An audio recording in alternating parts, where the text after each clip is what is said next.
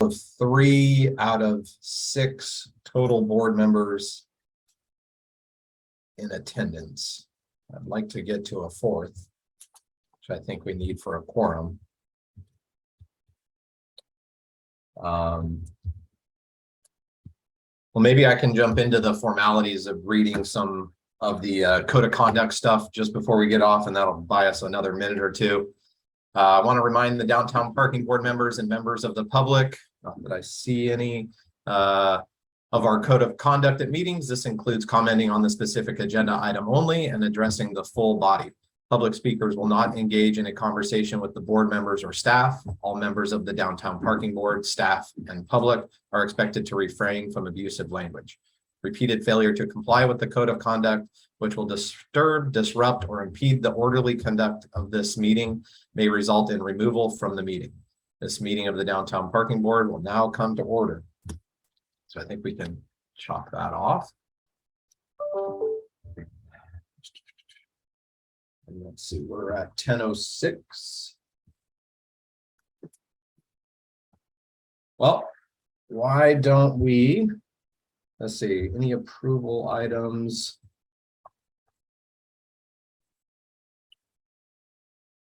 It's the first 3 or 4 items on the agenda.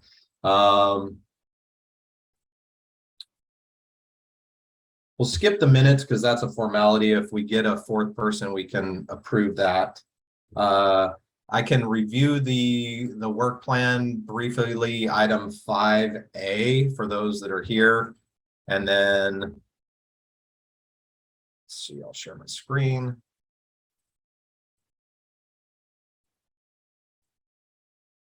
Maybe if I can get a nod of some heads to confirm that you can see my screen. All right. So the work plan does not differ significantly from what we reviewed at the June meeting. We did put the transportation demand management ordinance update kind of as that progresses throughout the year in each of the, we put that in the September meeting, this one here. We also added the demand responsive parking rates discussion to each of the following 3 meetings throughout the year to continue that conversation.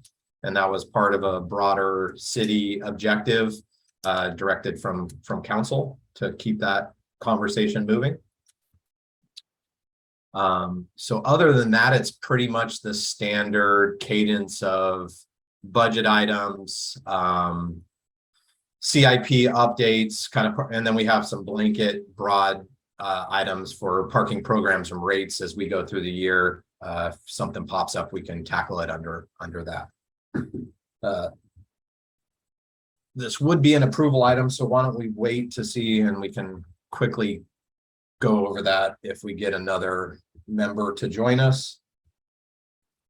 I haven't seen an email come back in my pings of Wolfram or David.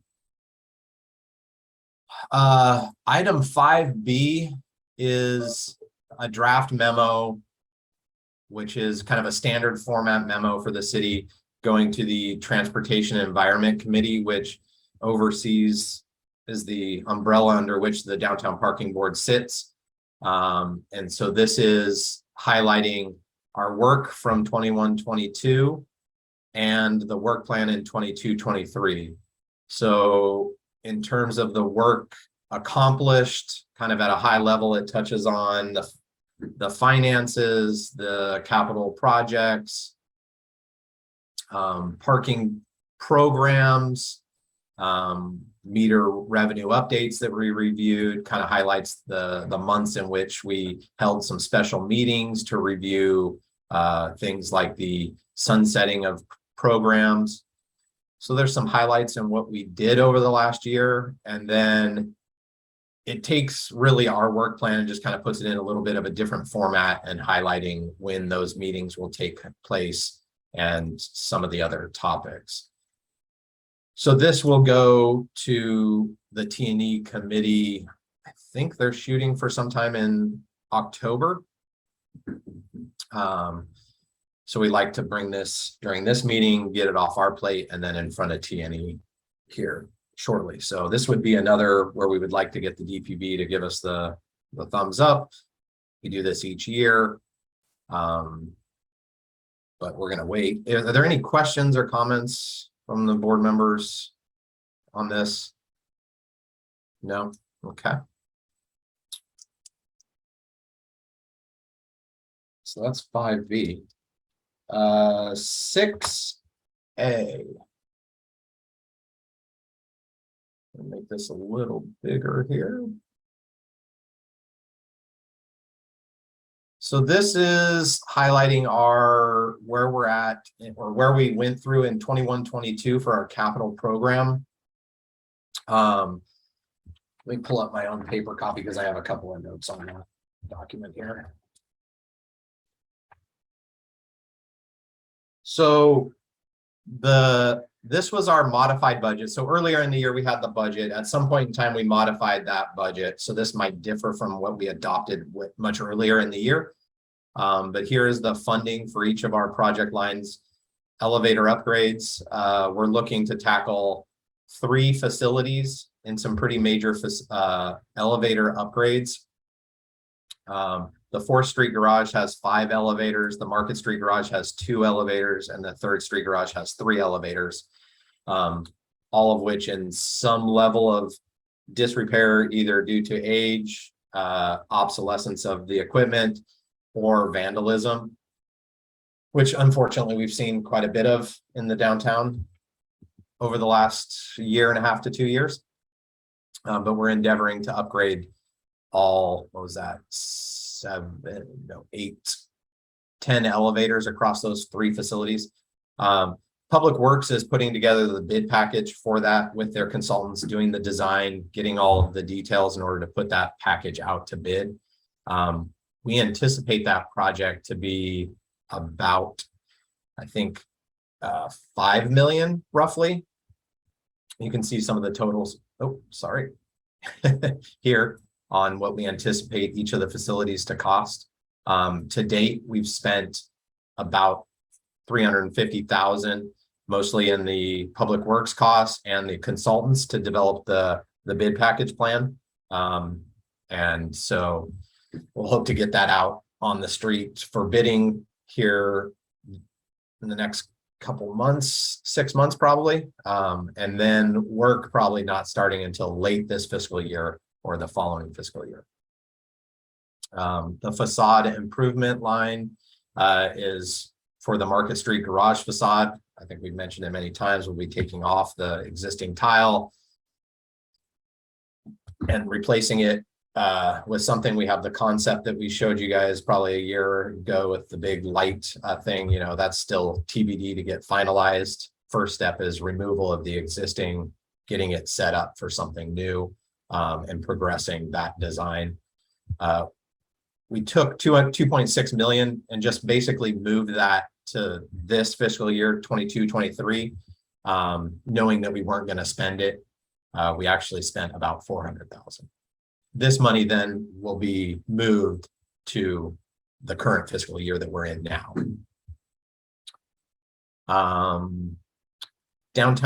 Greater downtown parking inventory is for Diridon area.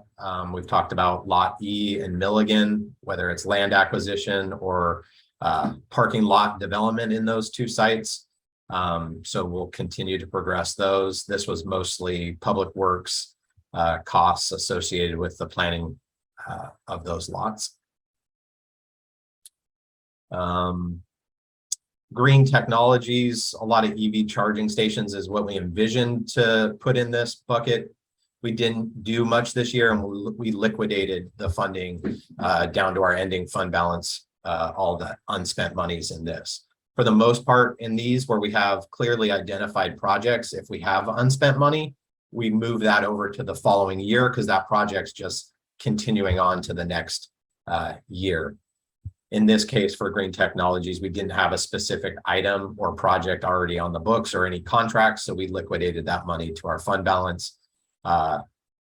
We have more money in this fiscal year and hope to kind of progress some of those projects. Minor facilities, this is like our bucket where we use to just do lots of little things across our portfolio, whether it's new pavement in parking lots, restriping of lots or garages for any reason, painting, miscellaneous lighting improvements would happen here. We worked with Public Works to remove some exterior facing stairwell doors that were in pretty bad disrepair. But for the most part, we didn't do any big projects, and we really leveraged our ability to use our parking operator to do a lot of little things.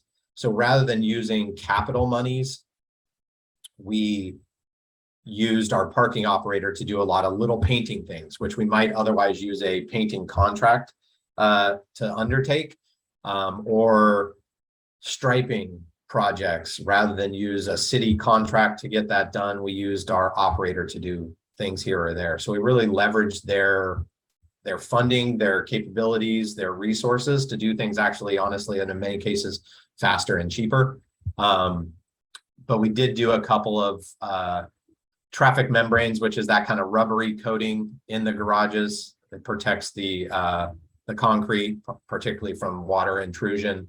We had to redo one of the levels at, I believe it was the 4th and San Fernando garage, needed some repair, but not a major projects in that category. So that money also got liquidated.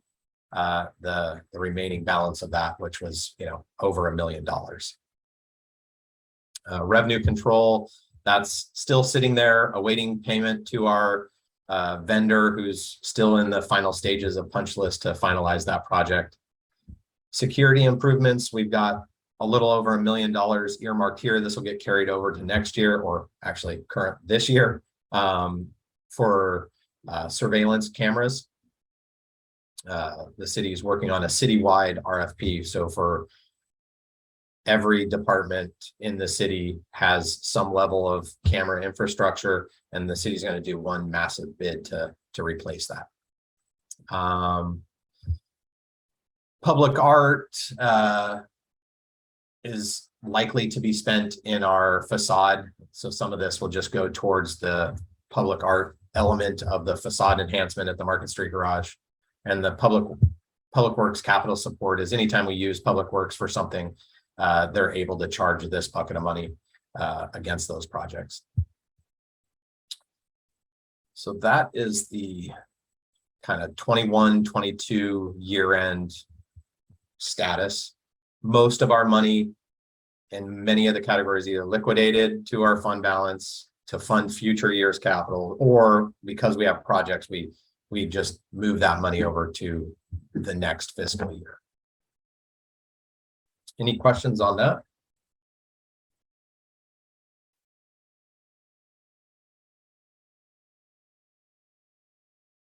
No? Okay. I did get an email from Wolfram that he will not be able to join us. So we're relying on David to join us to make any moves here. Item 6B, the budget.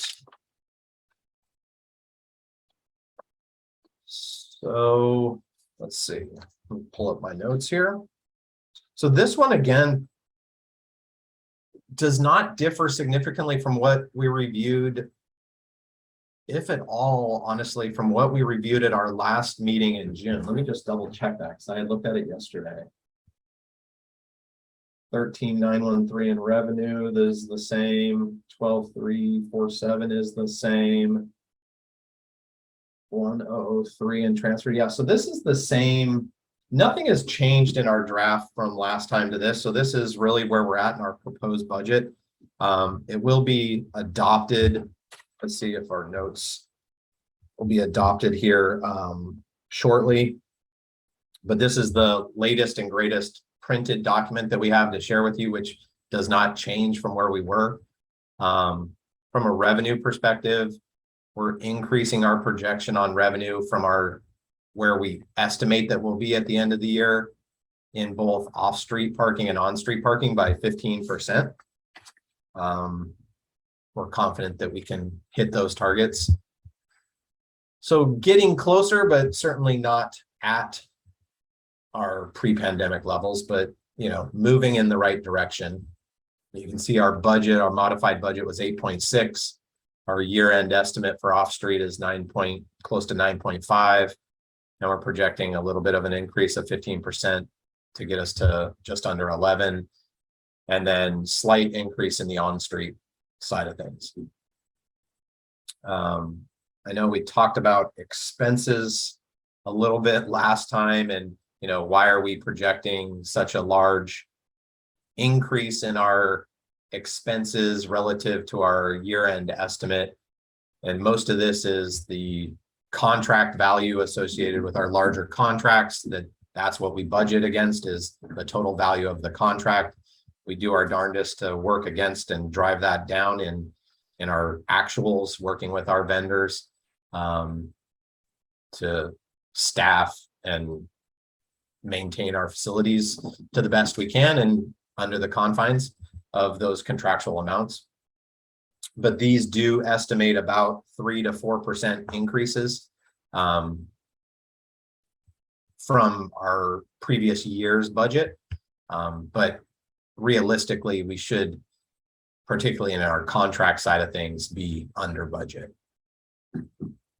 Transfers is pretty much unchanged from it is unchanged from what you saw last time. Just minimal increases in a couple of line items. The Downtown Association has a 3% increase baked in. We are funding capital. So as opposed to years past where we were transferring money from our capital into our operating, we're budgeting to actually put back some of that funding, 1.7 million. There will be a net change from our starting balance to our ending balance. But all in all, we're making through close to 14, between our operating costs and transfers, we're just less than positive, but that's partly driven by our transfers here and the desire to take some of our operating fund and put it back in our capital side.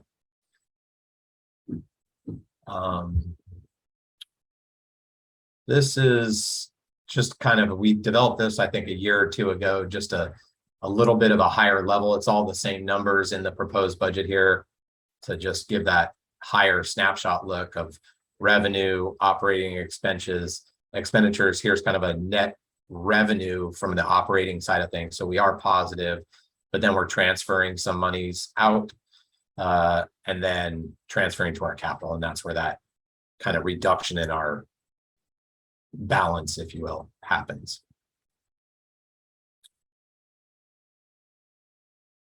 And then this is the 5-year look at our capital side. So you'll see, like, for example, like the garage elevator project, there was about 2.5 million in unspent money in 21-22 that we moved over. We add that to this 2.7, and that gets us to the $5 million project total that we're anticipating for all 3 of those facilities. And so that's a look. And again, nothing changed here from what we saw in June.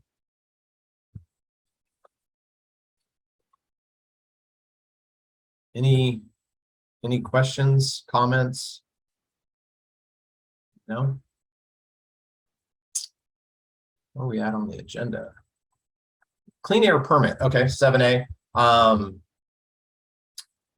The board asked at the last meeting where we approved the sunsetting of various programs, which included the clean air program, to bring an update on how that transition went. So it was approved by council shortly after that board meeting. So the DOT issued a blog post that went out notifying the public of the changes, the end of the clean air permit.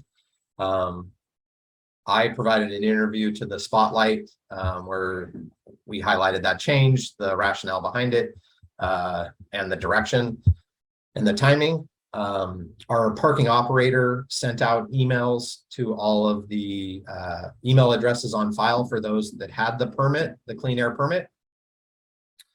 We put up signage in our facilities at the entrances, at the kind of stairwell lobby areas, notifying the public of the end of the program, because we were in a pretty short duration. I mean, the effective date was July 1st. Our action was in June, so there's a pretty short window.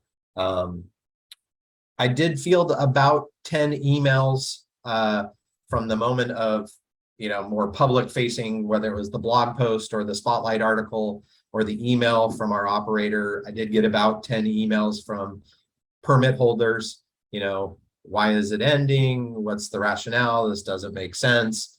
Or I literally just paid for the permit less than a month ago, and now I never got to use it. So I responded to each of those. I didn't get any significant follow-up on those emails. We did provide refunds to about 2 or 3 permit holders that had just bought their permit at the tail end, because it was always a fiscal year permit. So some people either just assumed it would continue on or didn't read the fine print and just bought their permits in like May or June. And so we refunded 2 or 3 people that brought that forward who had just and did not use it. So as long as they had just recently got it, came back to us for a refund, and had not used it significantly or at all, we refunded those people. But it was a very small pool of people. So all in all, given the short turnaround, not a whole lot of backlash on that program's ending. So that is the update on that.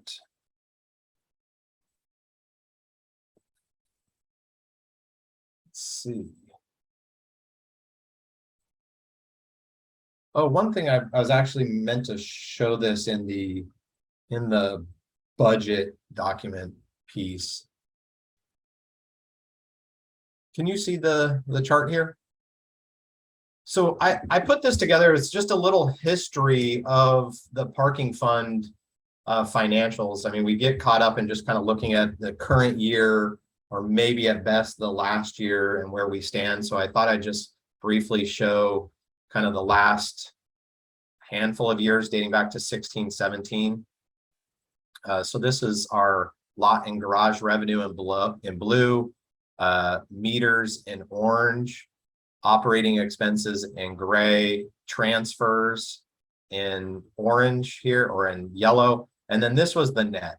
And so just a little snapshot of where we were in our revenue stream, about 18 million over here, almost 19 million here. COVID hits, we dropped down to 14.5 million with the last quarter or so basically being closed or free. Much of our expenses already hit the books that year. And then we have the full COVID impacted year here, where we did about 7 million in revenue. We lost money, obviously, that year, had to transfer in to cover ourselves. And now we're kind of starting this trajectory out where we're in 21, 22 at, just under 13 million in revenue. And we're at a positive net there. So just a little history. I think we can continue bringing something like this forward as we progress. And, we're projecting that 15% increase in revenue side of things. Hopefully we continue to manage and drive our expenses down on this side. So this, maybe is a slight blip up here. But you can see, like, even last year, our off-street number pretty healthily down from where we were, pre-pandemic times. We need that convention and event business to return in a larger scale. We need office workers to come back in more frequency and mass. But little snapshot. So any questions on that? No? Okay.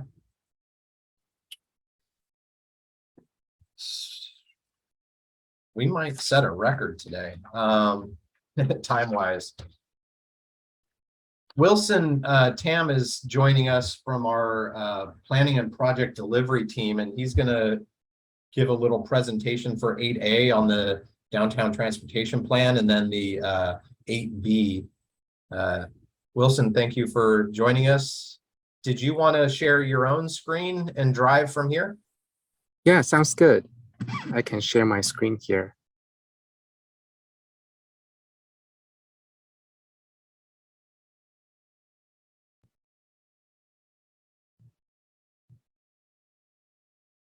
Can you confirm if you all can see the screen right now?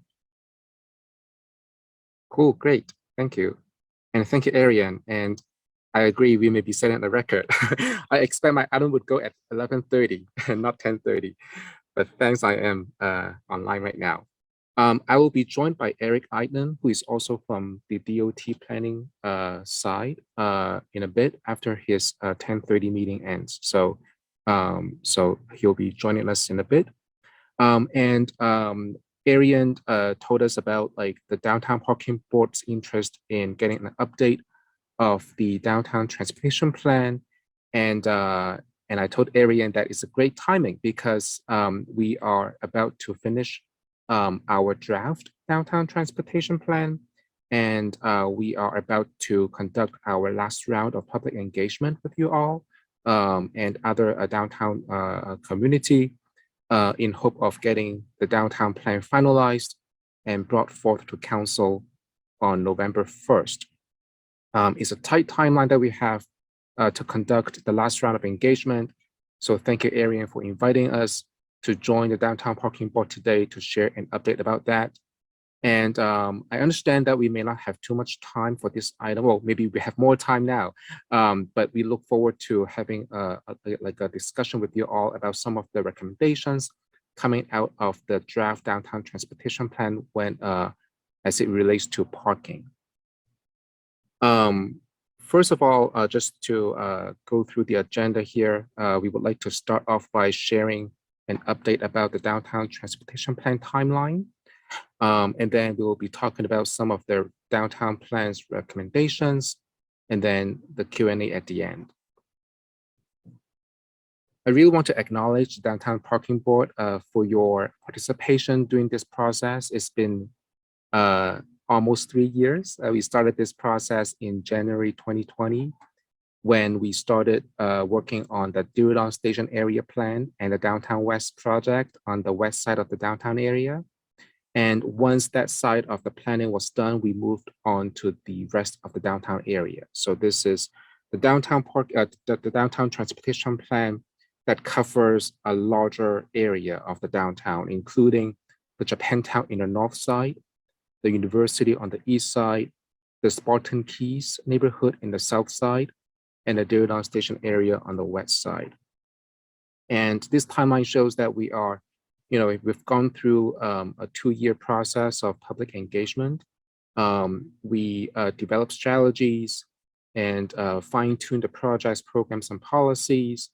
We conducted an online open house early this year to get some feedback from the downtown community about some of the recommendations or strategies. And now we are in the process of putting all these great comments into a document called the Draft Downtown Transportation Plan. We expect to launch it on our downtown sorry, I keep saying Downtown Parking Board. We expect to launch it on our city's website later this month, September. We originally thought it would be September 12th, which is next Monday. We may need another week for that, looking at September 19th. And again, we hope to collect feedback from you and other downtown stakeholders in a 2 to 3 week period so that we can finalize the plan and bring it to council on November 1st. And we have met with you in 3 other or 3 other occasions in 2020 and 2021. And today is going to be our 4th meeting to talk about the downtown transportation plan. Just to set some context here, as I said, the boundary of the downtown plan is much broader than the downtown core. And the idea here is that we would really like to acknowledge the fact that like all of these neighborhoods surrounding the downtown core is part of the downtown area, right?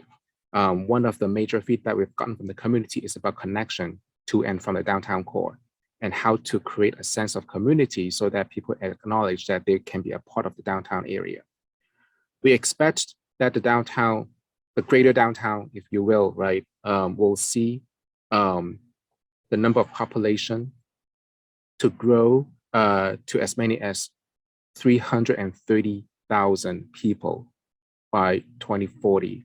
And that includes, more than 120,000 residents, about 160,000 jobs, and the students would grow from the 35,000 today from San Jose State to roughly 50,000 students as part of their campus master plan that they're developing right now. Just to quickly go through this because I really want to get to the meat of the discussion, which is to solicit your feedback about the parking related strategies. This slide shows a summary of the community desires and the downtown transportation plan goals. The vision for this plan is really getting to roughly 50% of trips being made by transit, biking, scootering, and walking. The rest of the half of the trips will be made by driving and carpooling. So that's the goal set forth by the city as part of the general plan. And in order to achieve this vision, we worked with the downtown community to define what are the downtown transportation goals to help us achieve this vision. There are 5 categories of goals here. Called people first, people first, meaning like people should be the primary, unit, right? Like the reason why we are planning for this downtown transportation system is the people that we serve. How can we create a sense of place in the downtown area? How can we achieve the climate goals that the city set forth, with the downtown being the champion for that? Economy is very important. How can we achieve economic development with small businesses not being compromised by this growth? And last but not least, how can we achieve equity? And equity is defined by the fact that we need to include everyone in the downtown planning process, especially those that have been historically underrepresented, such as those that may not have the time to participate in the planning process because they have the daytime job. And also the fact that like they may not be speaking English and they may have other deficiencies or limitations like abilities. And how can we invite them as part of the planning process and being able to provide the transportation system that serves everyone? So just to summarize the downtown transportation plan recommendations, there are as many as 17 strategies being proposed in this plan. And we group these 17 strategies into 3 categories. Starting off on the left side is a category about rebuilding complete streets in downtown. So it's about street infrastructure improvements such as like couplet conversion or providing dedicated bus lanes for certain bus corridors. That is not the focus of today's discussion because that would require another meeting to really talk through these specific complete street recommendations. But just to lay it out here that like there's a huge category of recommendations related to complete street improvements. The second category is called big moves. And you may have heard about this term in our previous meetings with you. And these are not projects that are ready for implementation, but we really want to use this downtown transportation plan to plant a seed, to plant some seeds for future evaluation about that possibility. Big moves such as how can we perhaps like build, realign the light rail tracks in downtown, right? To address the concern about light rail is moving very slowly. And how can we perhaps elevate or make it underground so that light rail can move much faster in the downtown area without having to intervene and create conflicts with the surface transportation. So that's a category of big moves, and there are 4 big moves. Again, like this is also not the purpose of this discussion here, but want to share that like this is also another category.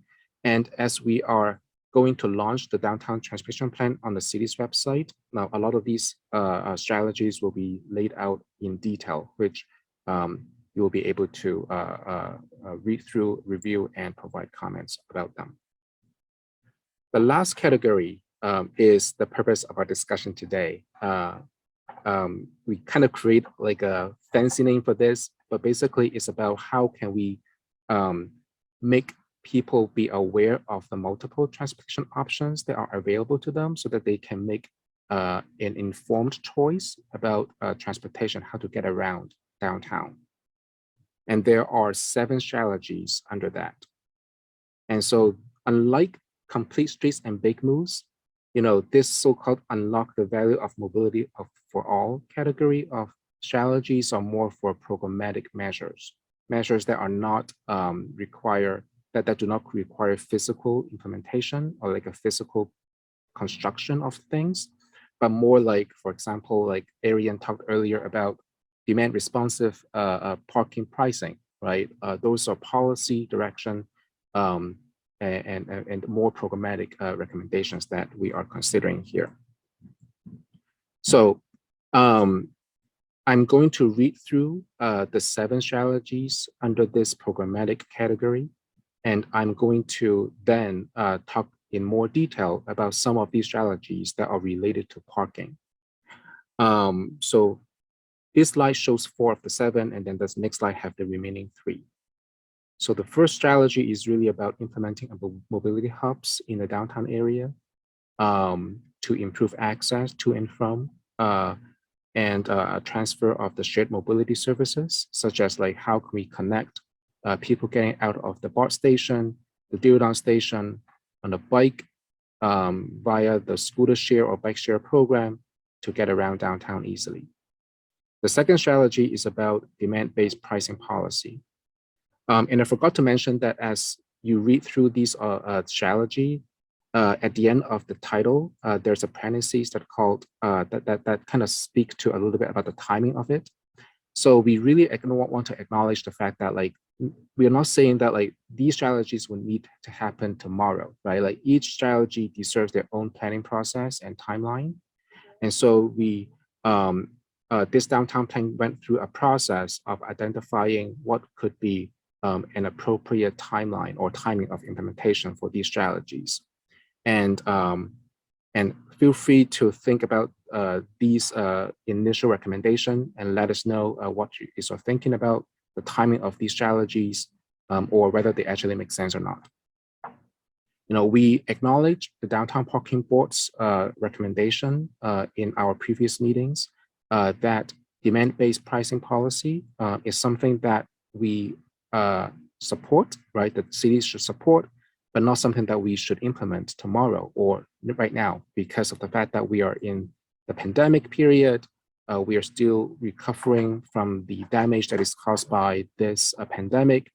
And the streets are still slated for improvements.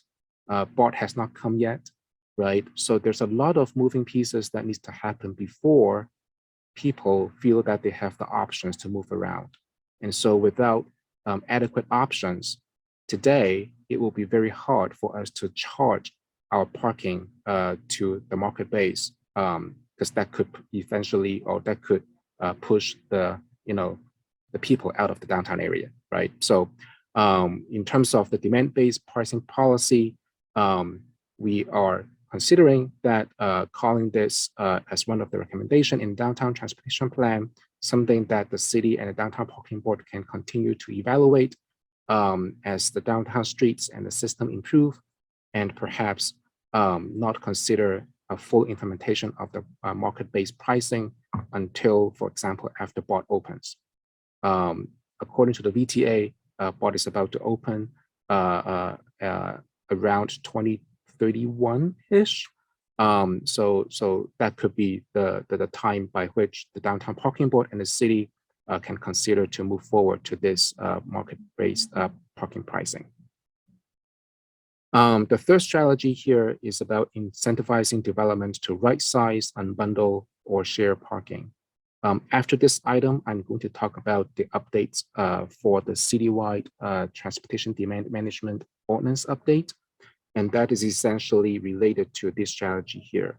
As the city is ready to remove the parking minimum as a city and institutionalize the transportation demand management ordinance, how can we create these policies to incentivize development to build parking based on the demand and potentially unbundle parking and share parking.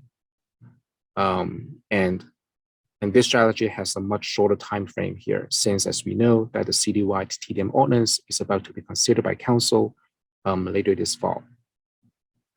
The fourth strategy here, which I'm also going to spend some time talking about later, is curbside management. As the city is ready or is proposing to rebuild some of the complete streets in downtown, we want to consider about addressing the curb uses on these streets by allocating adequate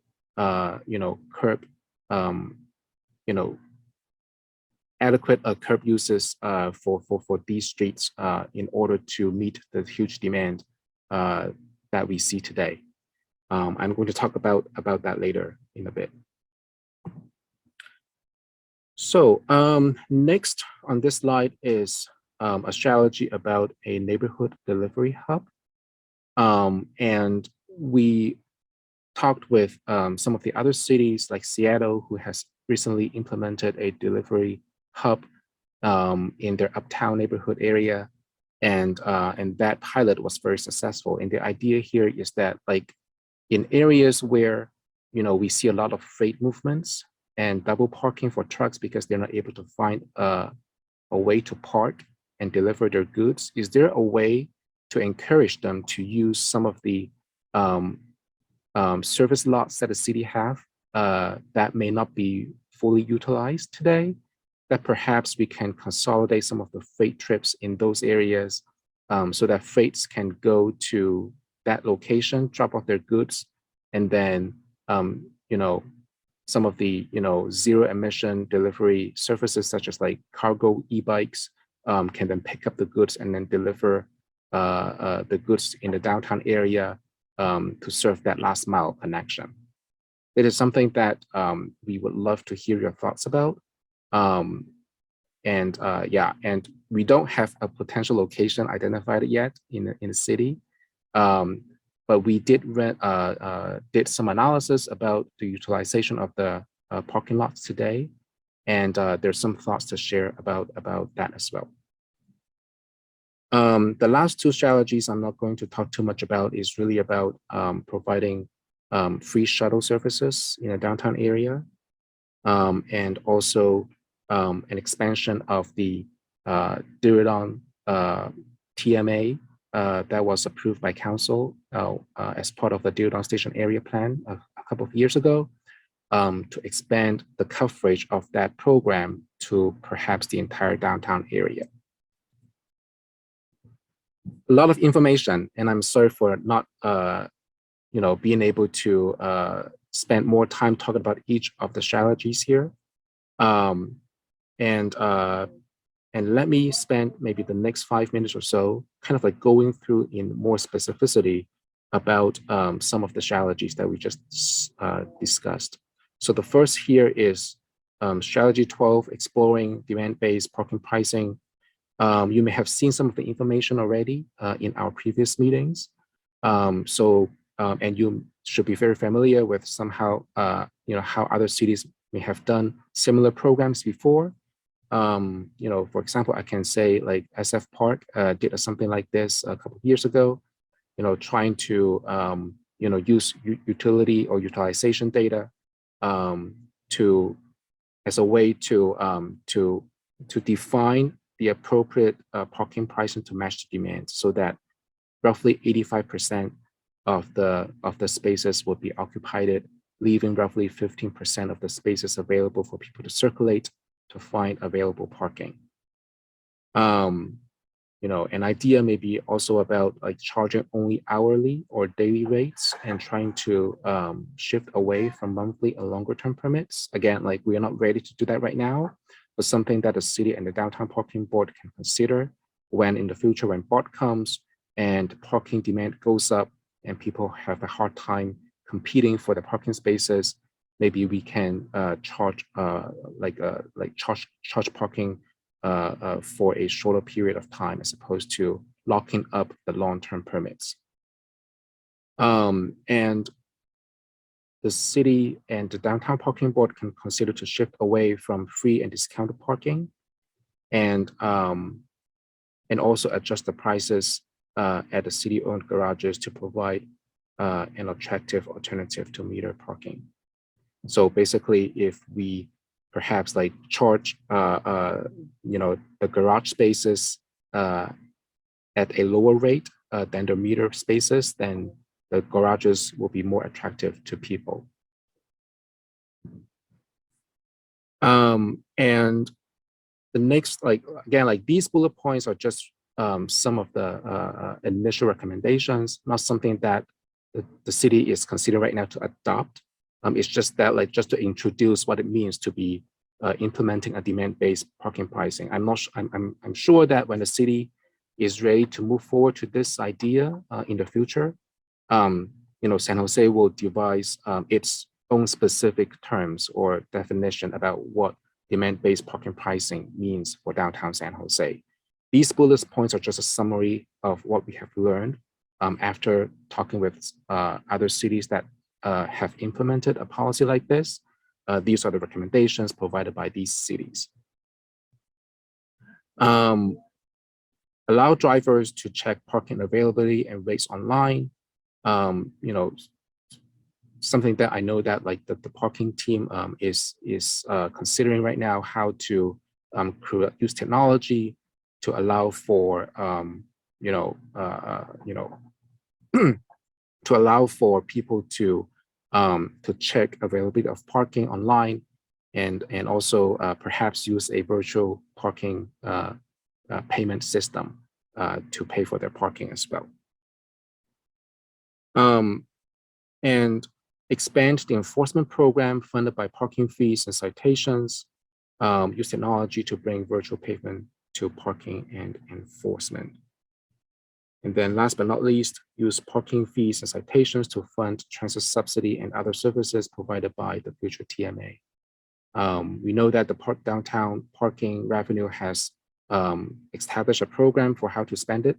The idea here is if the city is ready to pursue a demand-based parking pricing program and eventually bring in additional funding available for the city to consider to use, then perhaps we can shift some of the revenues collected to fund some of the transportation programs, such as providing transit passes or other programs that can make transit more affordable or bike share more affordable to people. Before I go on to the next strategy, which is curbside spaces, I think it would be good to pause here for a second and see if you have any questions about this long-term demand-based parking pricing strategy being included in the downtown transportation plan. And maybe I can throw out two quick questions. Like, first, what do you think about this strategy, which you have vetted, you have provided your feedback last time too, but just want to reiterate, do you have any concerns about this strategy in general for a future implementation? And second of all, what do you think about the proposed timing of this implementation? Do you think long-term, meaning defined as after BOT opens, roughly 2030, 2031-ish timeline is a good benchmark or for us to shoot for? or do you think that like we can discuss or consider a different kinds of timeline here?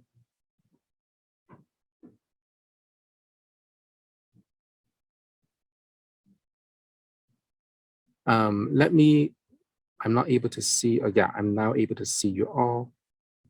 Feel free to provide any comments if you have any.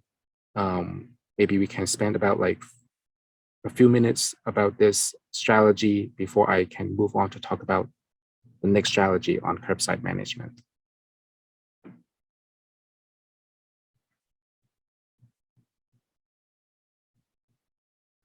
I see some smiles, and it's okay if it's too confusing. Just let me know, because I know that like it's a complicated subject, and again, like I want to acknowledge that, like, when we presented this idea with you a couple of years ago, we heard it loud and clear that this is a good strategy, but not right now, right? And we really want to acknowledge that fact and that understanding. When BOT comes, we expect people will use transit a lot more. When streets are improved, we expect that people will feel safe walking around. We do have other external factors to address, such as unhoused population and general safety. Like, these are the things that needs to happen in order for people to feel that actually they have a choice to get around downtown. And so we want to acknowledge that, like, maybe we can use this as a long-term strategy, like after addressing some of the other things, and present an environment that people feel safe walking, biking, and taking transit around. Then we can then charge maybe more expensive parking to tailor to the market, so that people can see the benefits of taking transit, or the benefits of making getting around in a more affordable manner. So that's kind of the general direction. But I know that the devils get to the details here, but so please let me know if any specific details here may need to be reconsidered a little bit. But just want to share that this is kind of the general direction that is being considered by the downtown transportation plan. I see some nodding from Tamiko. That makes me feel good. Yeah, I think you nailed it when you said that the general safety has to be addressed first before people are going to want to come to downtown more frequently. That's a complaint I continually hear about, unfortunately. Yeah. And that's exactly what we are thinking too, Tamiko. And the city is working very hard to improve our streets right now. We know that BOT is going to come pretty soon. The VTA is about to start the construction. We expect the construction will last about 10 years. So this is a 10-year period that we really want to, take advantage of the transition to really improve our streets. So that when BOT comes, the Diridon station or the Caltrain electrified, and the major transit investment come into fruition, right? Then we will have the street network ready for people to take advantage of, the overall system. Maybe at that point, it will be more ready to pursue something like this, like charging parking pricing.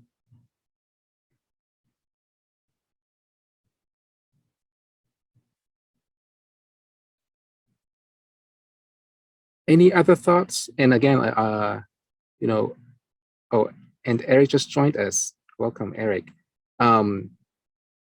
Let us go through the rest of the slides, and then we can go back to this strategy if you have any new ideas. The next strategy is really about... I'm sorry, Wilson, just back on that slide, and Heather or Elias maybe jump in. But I think in many ways we're touching already on a lot of this. We previously had our parking availability for our lots and garages online. We're trying to get that back up and running now that we have the new system installed. It's one of the kind of final check boxes for us, at least for the off-street side of things. On-street is a little bit a bigger animal when it comes to real-time availability. The third bullet, again, on-street, off-street ability to pay with apps and stuff. You can pay by phone now at an on-street meter. You can use your Apple Wallet and stuff like that. We hope to bring reservations to the off-street world very soon. Hopefully in time for the shark season, we'll have the ability to reserve spaces in some key garages for key event-driven times, and then probably at a broader scale after that. And then the fourth bullet, we're currently doing that, and we talked about it earlier in the year, where the parking fund is funding free VTA smart passes for businesses within meter districts. So that's downtown, Japantown, East Santa Clara.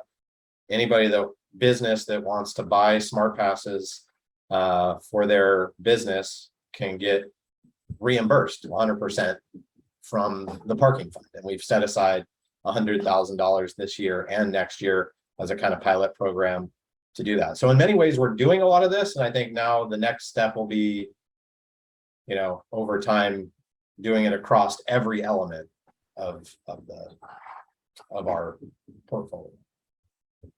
Sounds good. Yeah, thank you, Arian. Yeah, I forgot to mention that like a lot of these things are being implemented already. It's about how to the purpose of the downtown transportation plan is really about a summary of the future vision of the downtown, some of which may have already been done today, right? And it's just as like a blueprint, if you will, right, to guide us along to the future downtown transportation. So you're absolutely right. In effect, I would say that the city has already implemented some form of demand-based parking pricing today. In light of the pandemic, and the huge reduction in parking, unfortunately, we adjust our parking pricing to make it more attractive to people to go to downtown, right? Is actually a form of demand-based pricing, right? We started off with a free parking program, and then we now shift over to the first 90-minute free program. So this is sort of doing that, right? So when we fully recover in the future, and when the transportation system picks up so that people travel to downtown a lot more than today, we will be more ready to adjust our parking pricing to the demand at that time. So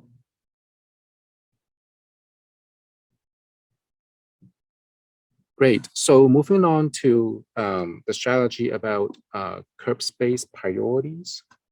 So as I said earlier, the downtown transportation plan is recommending a full list of complete street improvements. Basically, any big streets that you know of or you can name in the downtown area will be rebuilt. And as we are rebuilding these streets to try to make it more multimodal and more easier or safer for people to drive, walk and bike through, we want to acknowledge that curb uses is very important too. If people are, biking to the downtown area or taking transit to the downtown area, how can we make sure that, they are able to access the curb easily, and being able to accommodate delivery drop-offs, right? Or Uber and Lyft, or other shared mobility. So as the demand for curb spaces increase over time, we want to create a system to guide us along as we are rebuilding these streets. Are there any certain streets that may be more suitable for providing certain types of curb uses? Or are there any, or maybe certain streets that we really want to serve the purpose of improving the bus speeds or transit speeds, that may be some of the curbs can be, accommodated by a side streets, if you will, right? So this is sort of the system that can guide the city along as the city is rebuilding our complete streets in downtown. And there are 5 types of streets that the downtown transportation plan is recommending. And this is the nomenclature that are used by the general plan today. Grand boulevards are streets that are traveled by buses. So basically all our frequent transit corridors in the downtown area are grand boulevards, such as like Santa Clara Street, San Carlos, First Street, Story, and Keys corridor. They are run by frequent transit services, and they are called grand boulevards. So on these streets, this system calls for prioritizing transit service, making sure that people can get to and from downtown easily and quickly. So things that are checked here are curb uses that could be prioritized. It's very important to acknowledge that, like, if certain uses are not checked, it doesn't mean that they will not go at all on those corridors. It just means that, like, the uses that are checked should be prioritized as we are considering trade-offs and providing services for certain corridors. But we should also consider the ones that may not have been checked here if there are certain context-specific needs, such as like businesses, right? We know that like there are businesses, or ground floor retail that are fronting transit corridors, and they may need a parking space for their customers to get to and from the shops, right? We're not saying that they should never go there, but they may not be prioritized when they compare to something like dedicated bus lanes or bus stops, bus boarding islands, right? Something like that. So that's the grand boulevards. Main streets, there are a couple of main streets in the downtown area. Main streets are streets that are fronted by ground floor retails and have a lot of pedestrian activity. Second Street is a main street. Third Street, Fourth Streets are main streets, and for those streets that are fronted by retail, we want to make sure that people are able to access the curb easily. And by people, we mean those who need accessible and paratransit loading, right? Or short-term meters. We really want to create a high turnover parking situation so that people don't just park there and don't move until like 2 hours, 3 hours later, right? We want the curbs to be highly used, highly turned over, so that it creates the traffic, it creates the foot traffic and pedestrian to get to the shops. We acknowledge that there's an alfresco program, which is very successful. So for those corridors, we want to prioritize outdoor dining areas, or we can create parklets. The difference between parklets and the outdoor dining areas is that parklets are public parklets that include more landscaping, seating areas, so that like these curbs can be created for, for making a destination in and of itself. People can enjoy spending time in the curb because of the landscaping surrounding it, the seating areas, benches, creating an environment right in front or near the retail so that it creates businesses and revenues. Those main streets can also consider to have like more street food vendors to make it more of a place that people can enjoy going out during lunchtime to get a sandwich or other things. So these are main streets. After this slide, I'm going to show a map. Maybe, I'm sorry, I should show this map while I'm talking about main streets so that you can get an idea what they may be located. So the streets that are identified as a blue line here are main streets.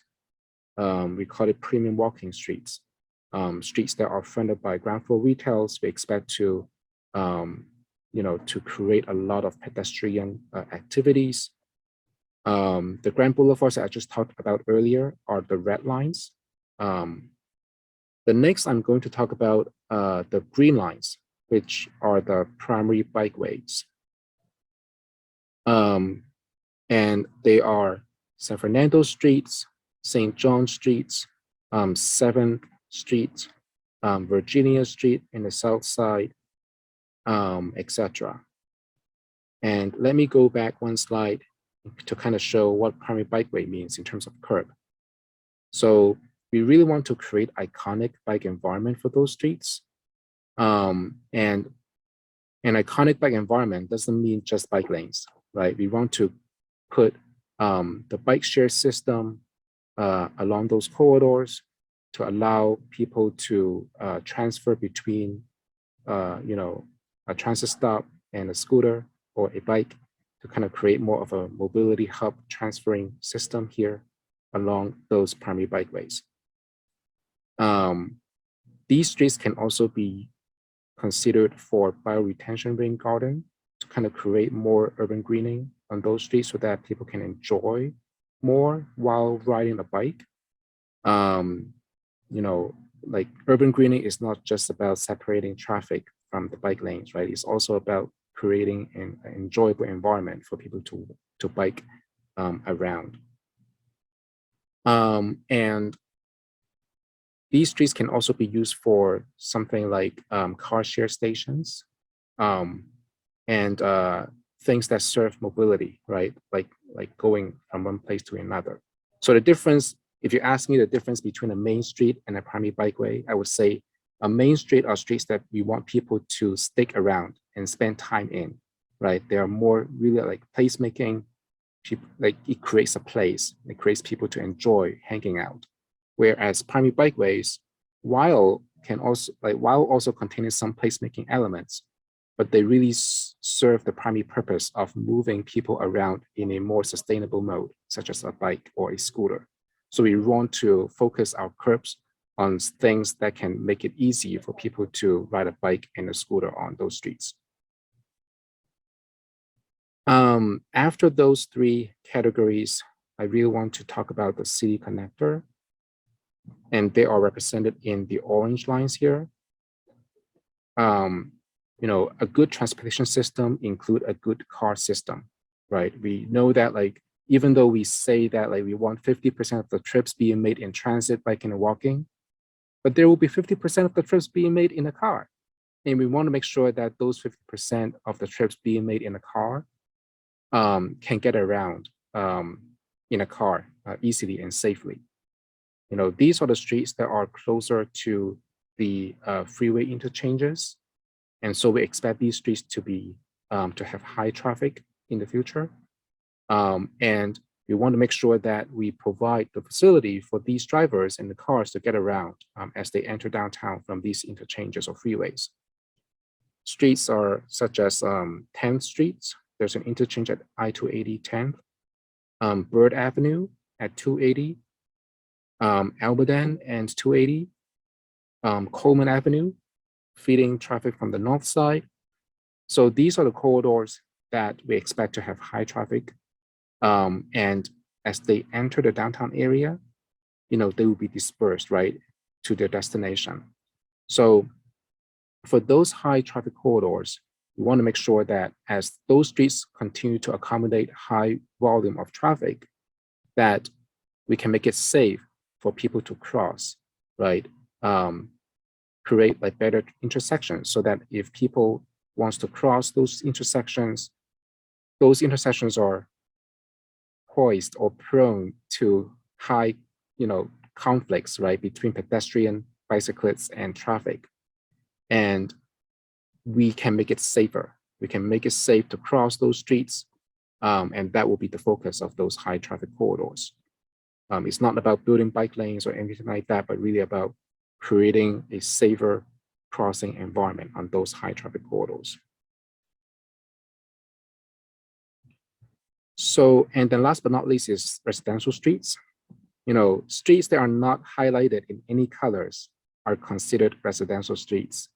These are streets that may not serve a particular purpose of feeding people to move from one place to another, but they're more about local serving, right? Like they are funded by houses, homes, apartments, condos, and we want to make sure that these streets are can serve the local, local mobility or people trying to get to their parking destinations, such as like a driveway or their homes.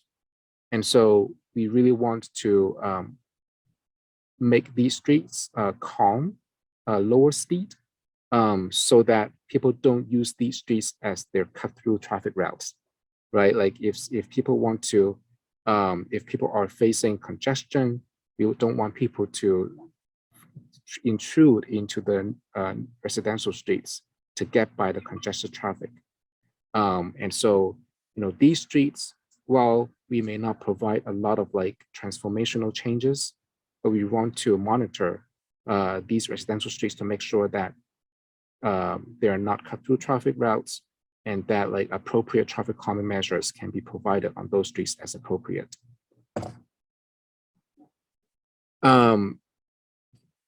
And I'm providing these other slides for information only. So these are the strategies related to the first two categories, like complete streets and big moves. I'm not going to talk about them right now. Feel free to read through them and provide any feedback. But let me stop here and ask if you have any questions about the curb space allocation by use. And again, the framework here is like, we're not saying that like certain streets will be designed these ways. Like there will be no other curb uses other than the ones being checked here. We're not saying that. We're just saying that this is the framework that the city can use to prioritize curb uses so that as we are making trade-off decisions about where spaces would go where, then like these spaces, these uses should be considered up and foremost so that we can continue to work with the community, the businesses to identify the best use of these curbs on certain corridors. So thank you. And let me open up for discussion.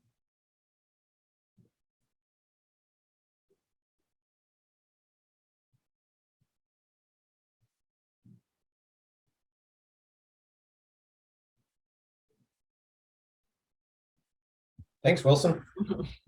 I think sounds like a silent on the other end. I think we can move on to your other topic, or if you have additional slides. Yeah, let me yeah, thank you, Ariane. Let me stop at the timeline slide here, just in case you have any questions about the timeline. Oh, where's the timeline slide? Oh, here you go. So Eric and I are going to present this downtown transportation plan on September 22nd to the to the broader downtown community. This public event will be co-hosted with Spur, and it will happen on September 22nd at 12:30. Eric, may I ask you a favor if you can post the Spur link here so that people can access the invite or the information, and feel free to register for that event on the September 22nd. We were trying to schedule for an evening meeting because we know that like evening meeting may be better for the broader audience, but unfortunately the 22nd is occupied by the mayor who would be providing what is it, the state of the city speech on that very day, and it would be hard to schedule for the evening meeting on that day. So we shift it over to the lunchtime period. Hope it does not cause any inconvenience, and we will be recording the public event and post it on the website, just in case if any of you may not be able to view the entire video, that you'll be able to access it after the event. And again, like we expect the downtown transportation plan to be launched on September 19th. and there will be roughly a month, a month-long period for the community to respond to.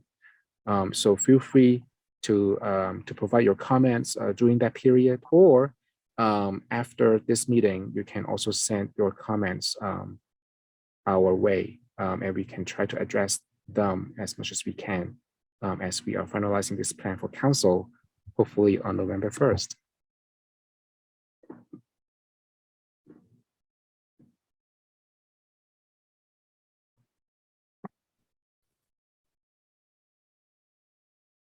Thank you so much.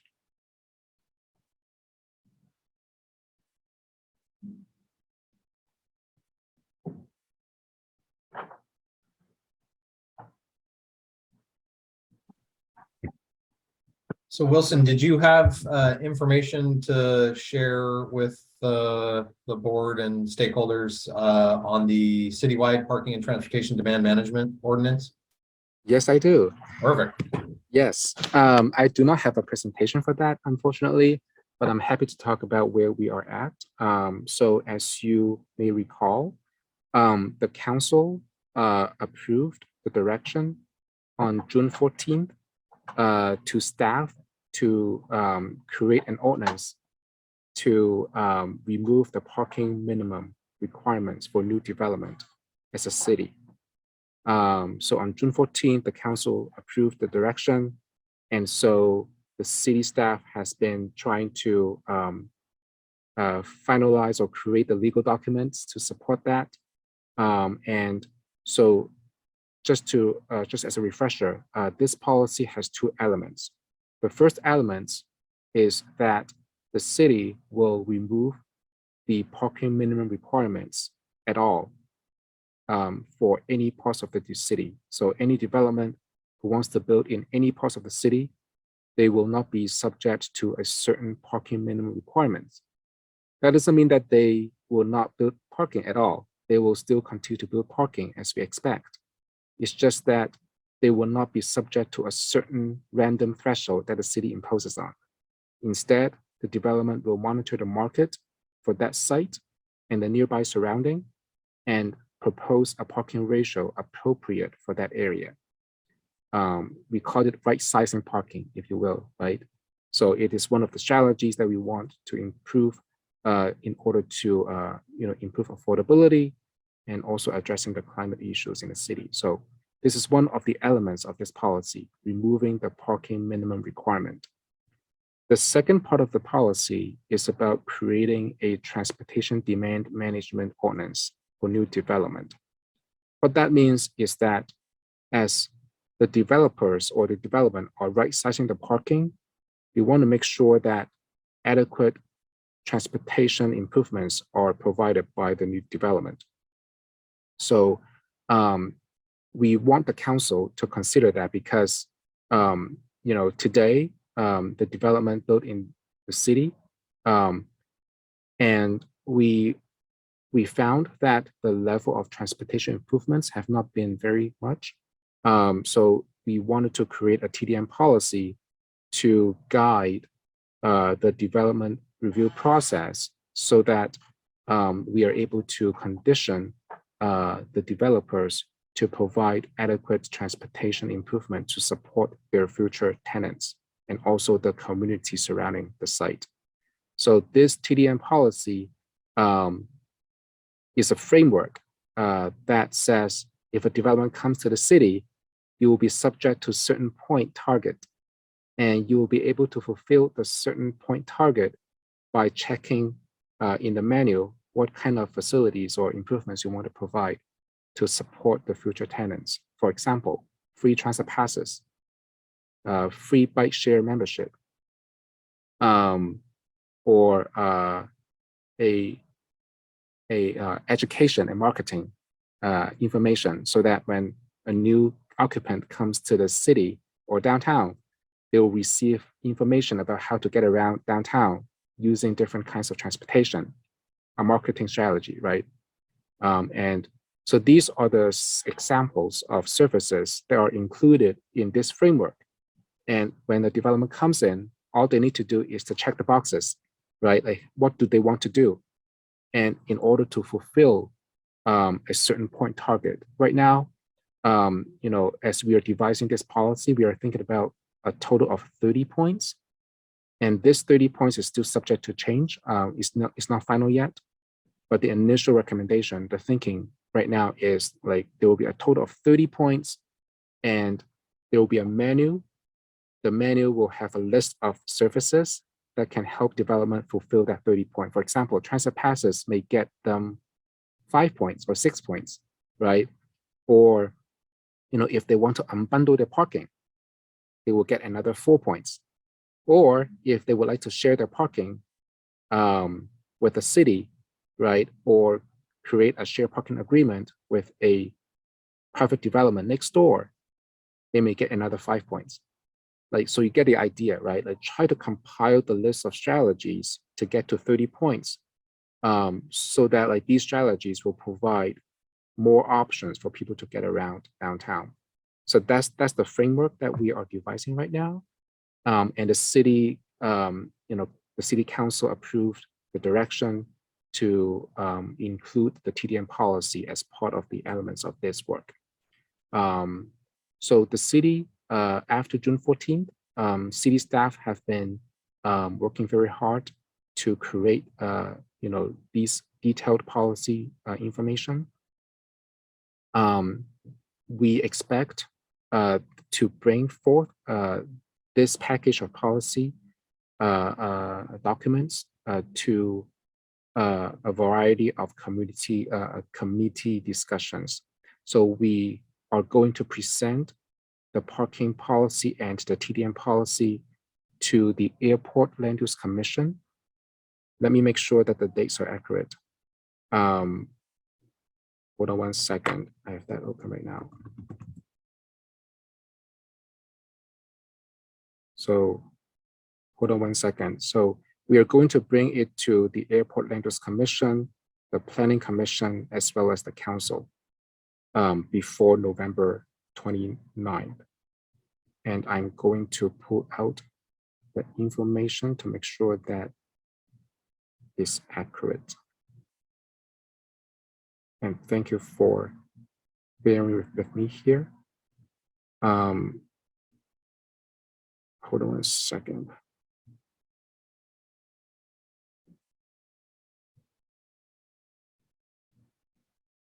If I may share my screen, I'm going to read out some of the dates here. And sorry, I'm using Asana to project management this. So we're going to the Airport Land Use Committee on October 26th. We are going to the Planning Commission on November 16th. And we are going to Council on November 29th. So on November 29th, we expect to bring this policy to remove the parking minimum and the policy to establish a Tdm program on November 29th. So right now we are trying to finalize the legal document. And the legal documents include the updates to the ordinance, the resolution, and the Moody Code to remove the parking requirements from that, and also including information about Tdm framework. So the entire Tdm framework will be incorporated into the Moody Code, into the ordinance, as well as the resolution, so that on November 29th, the council will provide the official stamp on the legalization of these documents, so that these policy will be in full effect shortly after November 29th. So so that's the update about this work. And let me stop here and see if you have any questions about any aspects of this work policy process.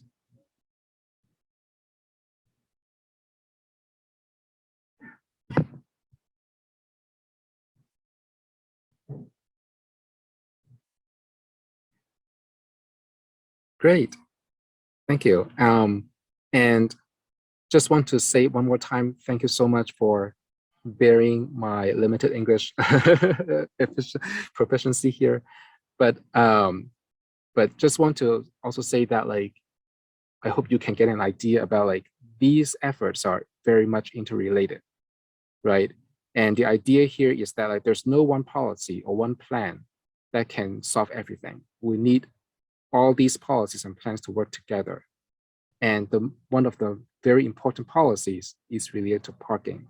So really appreciate your time today to entertain this. And again, like this is not this is not a short process. Like this is a long-term process, and we need everything to do well to be right. We need all the right ingredients in order to achieve this vision. And so I hope you are able to kind of see that like we have the parking policy on one hand, we also have the downtown transportation plan on the other hand, and you all are doing this on a day-to-day basis. You know, you're operating parking in the downtown area, so you are part of the journey here. So thank you so much for your time today, and yeah, and feel free to let Eric and me know if you have any questions. We will share this slide. Well, you have the information about these slides already, but we will share with Arian and you all the link to the downtown transportation plan once it's officially launched. We will have the city's website. We are also working very hard on the story map so that you have more information to make it more interactive, access, yeah, and I will send all the information to you a few weeks from now. Thank you, Wilson. And I'll include that spur link in the board minutes as well. So that'll be posted online in a couple of days on our website. Thank you. Item 8C. I see Rick Jensen here with the Downtown Association. Can provide any updates, Rick, on the promotions program the Downtown Association is undertaking this year. Sure, thanks, Arian. Hey, I've worked with parking folks for a long time. I'm back as a representative in these meetings after probably a 10-year absence, but welcome back. Yeah, thank you. It's great to be back, but I've always been working behind the scenes. I helped build the Park SJ website and maintain it, and I'm responsible for all of the Downtowner Online, a weekly message to business, the newsletter, and they all include stories and comments reminding people to park in Park SJ garages. So you already saw the revenue and all that budget information, and our web analytics correlate with the rise in revenue. The more revenue, the more people are looking at our websites. August was a tremendous month for downtown San Jose. I did some math, and starting in August, there was Crunchyroll and the Tennis Classic out at the San Jose State, and then followed closely by the Lion King, and all the way through to Pride and Silicon the comic convention, and including the Jazz Festival and the CineQuest in person. It was a huge month with different audiences, maybe as many as 200,000 different people looking at our materials and visiting our downtown and hopefully parking in the Park SJ garages. So the only other thing I want to mention is that we've hired we have a consultant on board, and we're probably going to extend her for social media through the holidays. And she is very knowledgeable, more knowledgeable than probably, well, I'll speak for myself, than definitely me. And she has done videos and other things, and as a result, we've had a spike in the number of followers we have. We've opened up a TikTok account, and we probably have close to total of 60,000 followers now versus 50,000 that we've had in the past several years. And some of her hits are getting as many as 6 figures over the 100,000 with a ton of interaction. And I'm not saying that the parking's mentioned in every one of those messages, but definitely for all of most of the programming and downtown event stuff, we're including parking stuff. We're really hitting it hard. So hopefully that's adding to occupancy of the garages. That's it for me. Thanks, Rick. Last item 8D, city council or committee agenda items. Outside of the T&E memo going forward in October, I'm not aware of any items on our plate. Heather, do you have any? No? No, none. So nothing from the parking side going to council in the short term. So with that, I think that concludes any items on the agenda. Any comments, questions from the board or anybody else? Tomiko. Given there's a lot of things that need to be voted on, did you want to reschedule a meeting, or is it going to hold things up for you guys at all? No, I think what we will do, let's see. So the minutes I'll just combine with the action next time. We'll just approve both sets at the same time. We should probably, I'll put the work plan because it did differ slightly from what was reviewed the last time, but it would be a formality at that point. We'll already be in our second meeting, but I think it holds true to what we had presented previously. We added a couple items that were discussed at the last meeting. So we'll just do that just to approve it for the sake of approving it. The T&E memo will have already gone to T&E at that point. So I think this time is going to be just skipped. And the rest were updates. So no, I think it'll just be the minutes and the work plan. Okay. And I'll bring those back to the November meeting.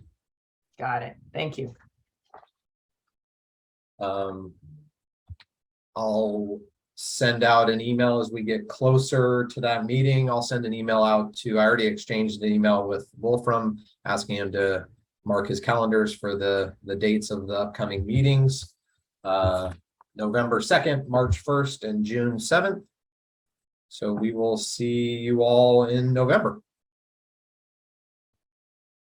Take care, everyone.